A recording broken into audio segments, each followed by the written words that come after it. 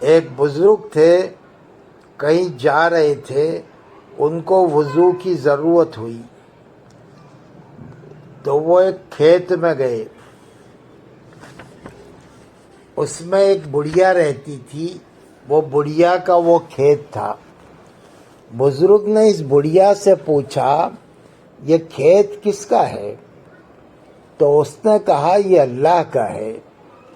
بزرگ نے سوچا کہ ہے تو خدا کا، لیکن دنیا میں اس کا مالک کون ہے؟ اس لیے وہ بزرگ نے بات کو پھرا کر پھر سوال کیا، بوڑھی اماں ٹھیک سے جواب دو۔ تو اس نے کہا میں ٹھیک ہی تو جواب دیتی ہوں۔ اب بزرگ نے ایسا سوال کیا کہ یہ جواب میں خدا نہ بول سکے۔ پوچھا اچھا اس کھیت کو کون کھائے گا؟ تو بڑھیا نے کہا اس کو وہی کھائے گا جس کو اللہ کھلائے گا۔ اللہ اکبر! یعنی ابھی بھی بڑھیا اللہ کا نام لے رہی۔ وہ پوچھ رہا بزرگ کہ اس کھیت کو کون کھائے گا، تب بھی یہ نہیں کہہ رہی کہ میں کھاؤں گی، بلکہ کہہ رہی ہے اس کو وہی کھائے گا جس کو اللہ کھلائے گا۔ بزرگ نے سوچا یہ عورت بھی بڑی عجیب ہے۔ اتنے میں تھوڑی دیر میں موسلادھار بارش ہوئی اور سارا کھیت بہا کر لے گئی۔ اب پھر بزرگ نے پوچھا او بڑھیا یہ کیا ہوا؟ کہا وہی ہوا جو اللہ نے چاہا۔ بزرگ نے کہا اب تو کیا کھائے گی؟ کہنے لگی وہی کھاؤں گی جو اوپر والا کھلائے گا۔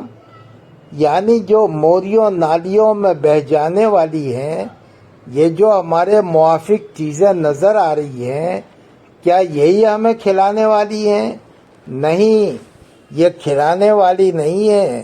کھلانے والی ذات تو اوپر والی ہے، وہ جس کو جو چاہتا ہے کھلاتا ہے۔ اگر وہ ہمارے ساتھ ہو جائیں، یہ یقین اندر کا بن جائے، تو پھر ہماری پوری کے پوری کامیابی ہے۔ خدا ہمارے ساتھ ہوں یہ اصل کامیابی ہے۔ ہماری کامیابی کا تعلق اس سے ہے کہ وہ ہمارے ساتھ ہو جائیں۔ اب مخلوق ہمارے ساتھ ہو یا نہ ہو، مخلوق ہمارے ساتھ ہو یا نہ ہو، لیکن اللہ ہمارے ساتھ ہے تو سمجھ لو کہ ہم کامیاب ہیں۔ اس سے ہماری کامیابی اور ناکامی کا کوئی تعلق نہیں۔ مال اگر مسلمان کے ہاتھ میں آیا تو یہ مال کی کامیابی ہے کہ وہ صحیح مصرف میں خرچ ہو گیا، لیکن ہماری کامیابی اور ناکامی اس مال کے ہونے اور نہ ہونے میں نہیں، بلکہ خدا کا ساتھ ہونے اور نہ ہونے میں ہے۔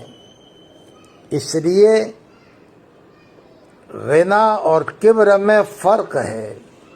مال سے بے پرواہ ہو جانا، اللہ ہی کی پرواہ ہمیشہ ہونا، اس کو تو غنا کہتے ہیں۔ لیکن غنا اگر آنے کے ساتھ ساتھ اگر تمہارے اندر تکبر آ گیا کہ دیکھو میں کتنا بڑا بے نیاز ہوں، تو یہ تکبر تجھے ہلاک کر دے گا۔ بے نیازی کی شان بھی خدا کی ہے، وہی اپنی ذات کو صمد کہہ سکتا ہے۔ اپنے آپ کو صمد کہنا اور اپنے آپ کو بے نیاز سمجھنا یہ کبر ہے۔ اس لیے غنا کی صفت اپنے اندر پیدا کرنا اور کبر سے اپنے آپ کو بچانا۔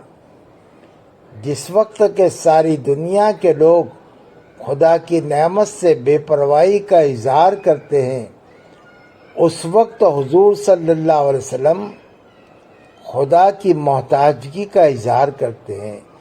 جس وقت کہ لوگ دسترخوان سے ایسے اٹھتے ہیں جس میں بے پرواہی کا اظہار ہوتا ہے، اللہ کے نبی کھانے کے بعد بھی اللہ سے محتاجگی کا اظہار کرتے ہیں۔